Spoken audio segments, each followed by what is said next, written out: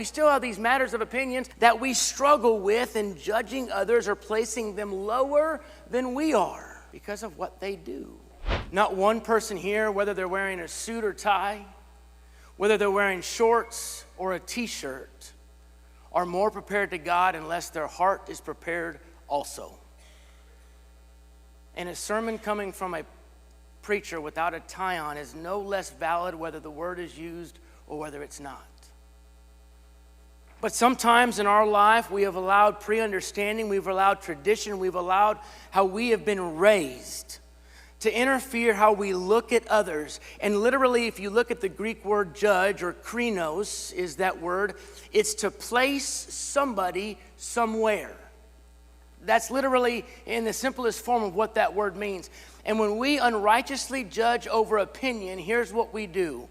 We place that somebody somewhere lower than us. And that's exactly what was happening in Romans chapter 14. If you have your Bibles, open up to Romans chapter 14, because we're going to spend all of our time in this text looking at this concept of the difficulty and the problem with an unrighteous judgment.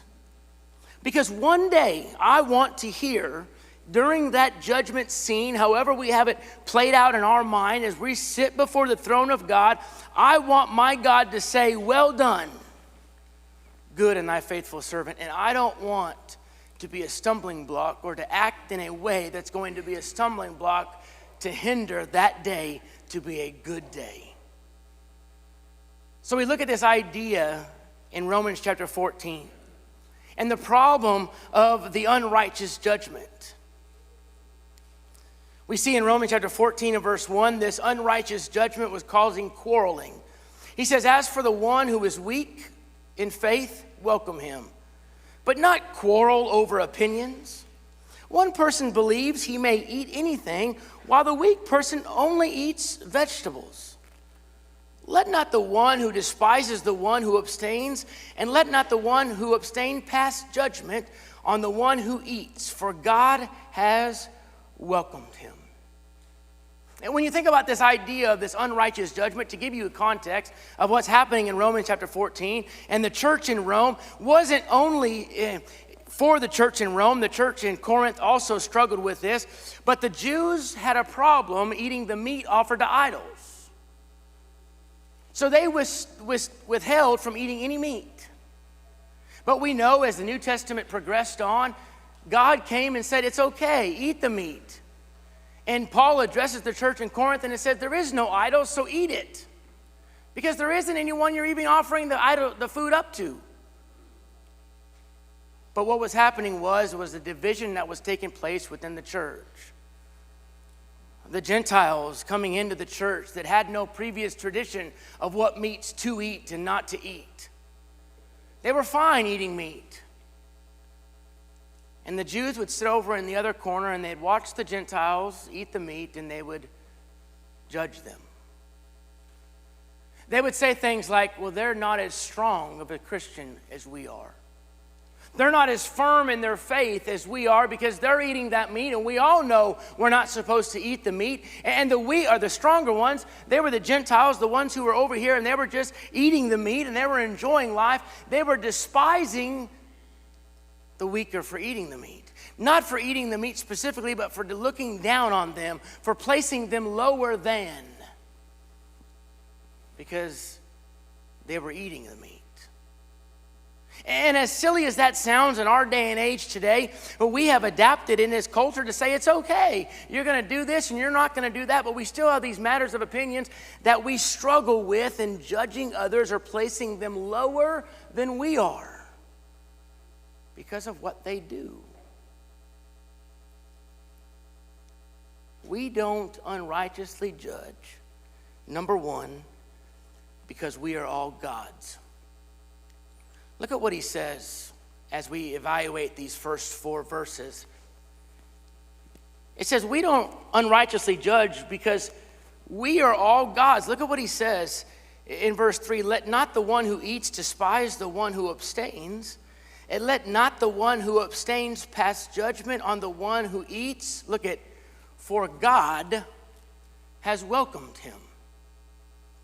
what Paul is writing here, he's saying, listen, those over here who are abstaining from eating meat, God's okay with it. That's going to violate their conscience, and God doesn't want them to do that. And for those of you who want to eat the meat, that's okay. God's okay with it. God's welcomed both groups, but what God hasn't welcomed is the judgment that you're passing on each other for doing it or not doing it.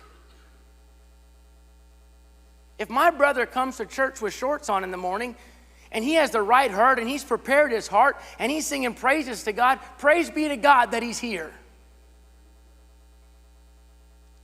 But man, I better not hear anybody catch him at the door and say, go home and change. There's no place for that. I know young people who still don't go to church because of things like that. I'm a little passionate about it.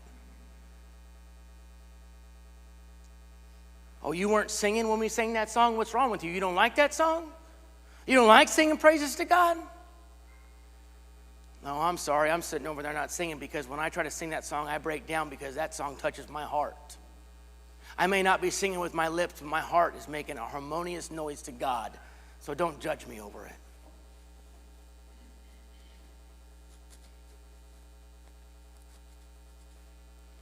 Not only does he say that God welcomes him, but look at what the wording he says in verse 4.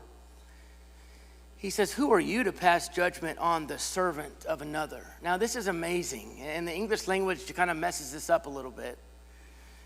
We have several different words, as we understand, that the Greek will use. And the Greek language was far more specific than the English language is. You know, we've talked about that a lot before with the word love, how the Greek language has multiple different words for love that describe specific types of love. Well, there's really two main words for servant that Paul uses in Rome, in the book of Romans. The first one is doulos. That's the one we're probably most familiar with. That's the bondservant type of servant. But the word he uses here, he chooses not to use the word doulos here. This is amazing. Because what Paul is trying to do is show the close proximity and the care that God has for his people. So instead of using the word doulos for servant, Paul uses the word oiketes. And oiketes is this, that's the house servant. And that's a different person than the person who works in the field. The house servant was a servant who was cherished by the master. They were the one who lived with the master. And it was more important of a person to the master. So Paul could have chosen to use the word bondservant here. But he doesn't, because he's describing the affection that God has for his people.